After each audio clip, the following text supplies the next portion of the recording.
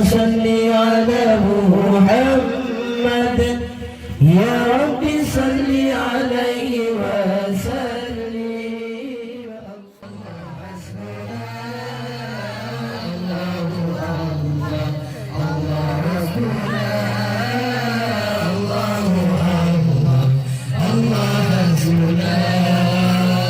hadis Muhammad Rasul junjungan jadi tauladan ke manusia.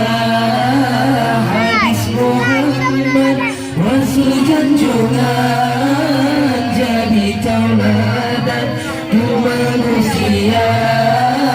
Terkemati siapa insan butuh amalan di dalam dunia. Allah Rabbuna, Allah hasbuna, Allah Rabbuna, Allah hasbuna.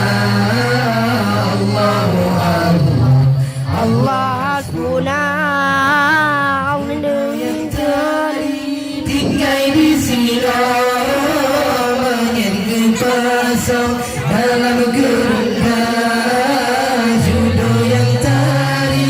Tinggal di sini menyengkepasau dalam gerungan. Tinggal harita umum berigo kita nyotawa uasai hula. Allahumma Allah, Allahu Rabbuna, Allahu Allah, Allah hasbuna, Allahu Allah, Allah hasbuna, Allahu Allah, Allah hasbuna. Tiada ada di tiga wali harta berbagi berjumpa-jumpa yang halal. Di tiga wali harta berbagi berjumpa-jumpa di orang kampung umpun kanduri dengan wali yang tumpu saka. Allah Rabbuna, Allah hasbuna, Allahu Allah, Allah hasbuna, Allahu Allah, Allahu Rabbuna. perkara tabasa dan roh Nabi kita nyo benar bersabda.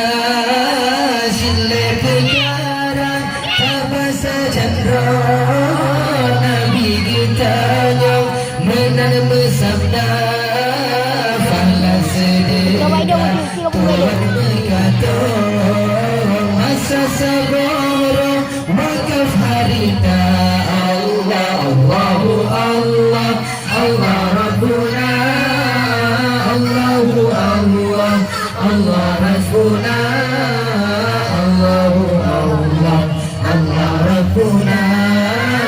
Allah Rabbuna, Allah hasbuna. Kema kedua fa'la ilmi menjadi guru ke manusia. Kema kedua fa'la ilmi menjadi guru ke manusia. Menjadi umat yang mau dikir.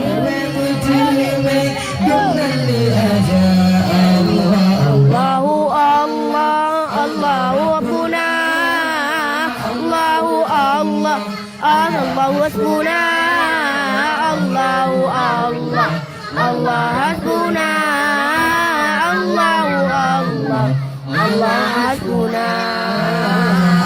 yang kelai, anak yang soleh, martabat lebih nimba Rabbana.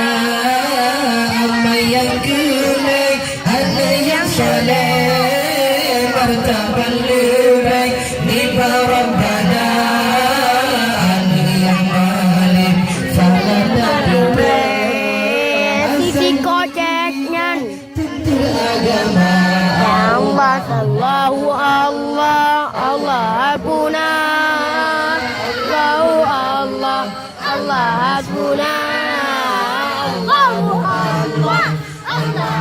hasbuna